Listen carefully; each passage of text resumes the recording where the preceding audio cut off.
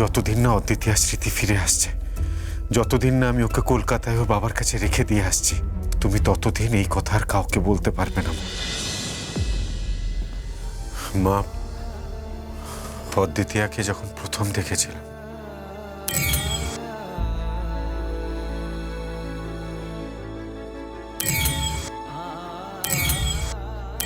জ্ঞান ফিরে আসার পর অদ্বিতীয়া যেভাবে আচরণ করে ও ঠিক সেভাবেই আচরণ করে, কিন্তু ওর পাস্ট মানে ওর নাম, ঠিকানা, এতদিনের ইতিহাস কিছুই ও মনে করতে পারবে না।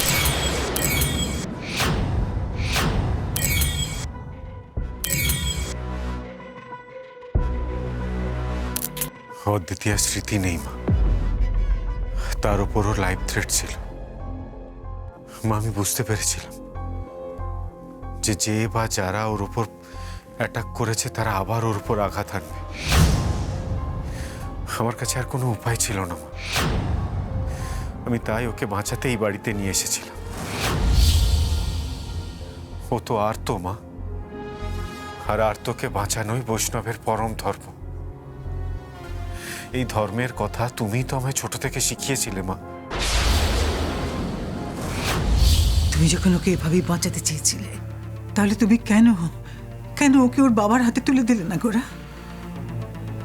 কেন সমস্তটা খুলে বললে না তাকে? সমানে মিথ্যে কথা বলে গেলে। বিশ্বাস করো মা, ওর বাবাকে বলেও কোনো লাভ হতো না। ওর যা বিপদ, সেই বিপদ থেকে ওর বাবা ওকে রক্ষা করতে পারতো না মা। আমি ওর বাবার কাছে গিয়েছিলাম। বড়বাবু তো অসুস্থ, হার্ট অ্যাটাক হয়েছে। সন্তান শোক বড় শোক।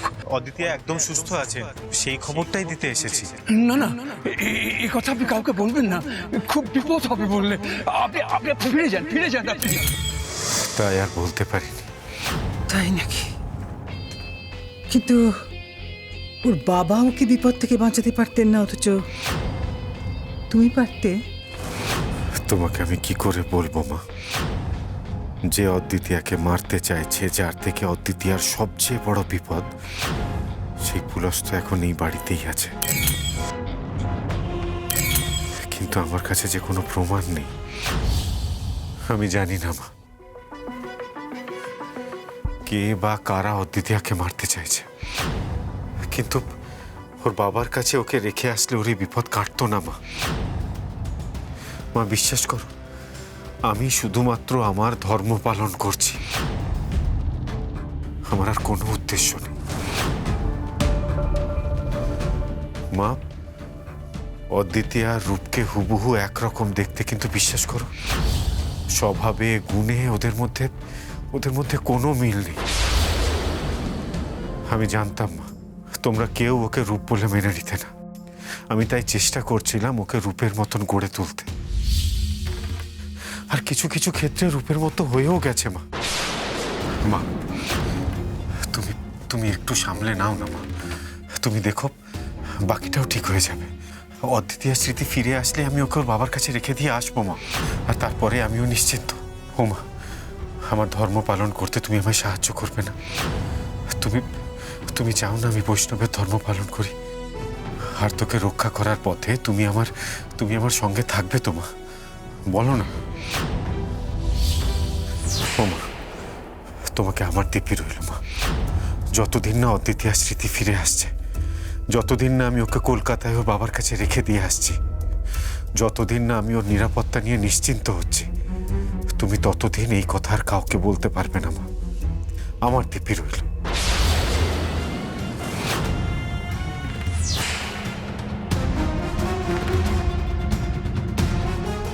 বেশ, তোমার ধর্ম তুমি পালন করো, আমি তোমায় বাধা দেব না।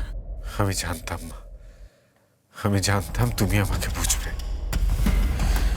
মা। তুমি আজ আমাকে বড় নিশ্চিন্ত করলে। তোমায় সত্যি কথাগুলো না বলতে পেরে আমিও বড্ড অপরাধ বোধে ভুগতাম মা।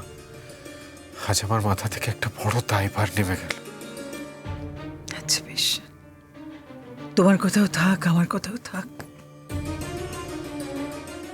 আমি কাউকে কিচ্ছু বলবো না গোরা, কিন্তু তার পরিবর্তে আমার একটা শর্ত আছে। কি কি শর্ত মা? বলবো সে কথা, সময় হলে বলবো। কিন্তু তুমি মানবে তো বাবা? মানবে না? মানবো মা, নিশ্চয়ই মানবো।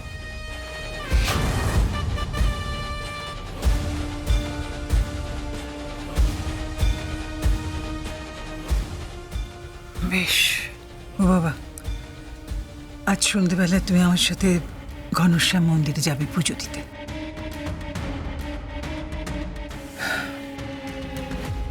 এসো, এখন তুমি এসো, আমি একটু জবে বসবো। হ্যাঁ মা।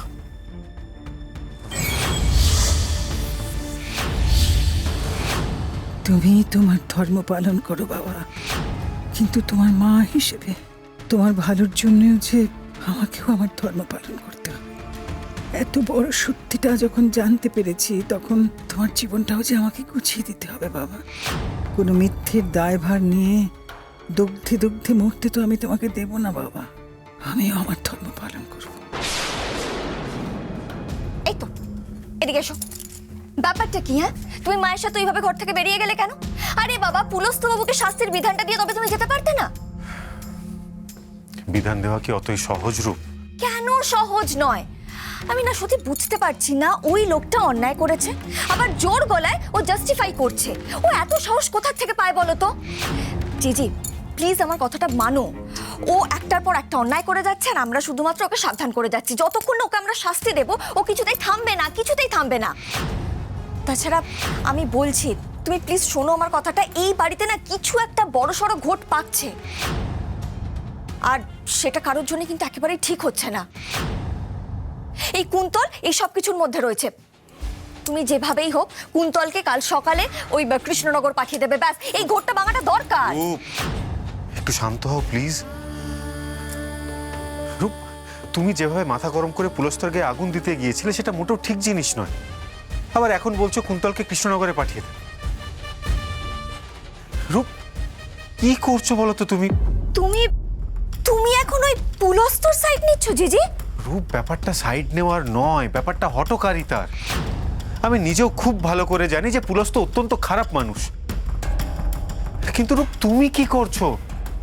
কোনো প্রমাণ ছাড়া এইভাবে মাথা গরম করে হুটহাট এই ধরনের কাজকর্ম করলে লোকে তো তোমাকে খারাপ ভাববে, তোমার ভাবমূর্তি নষ্ট হবে। কি করলে অদ্বিতীয়া? আজ যদি তুমি এরকম একটা কাণ্ড না করতে, তাহলে মায়ের কাছে হয়তো আমায় সত্যিটা বলতে হতো না। মা না হয় কাউকে কিছু বলবে না, কিন্তু তুমি যদি দিনের পর দিনই একই কাজ করতে থাকো অদ্বিতীয়া, তাহলে তো সবার সন্দেহ হবে। তখন আমি কি করব?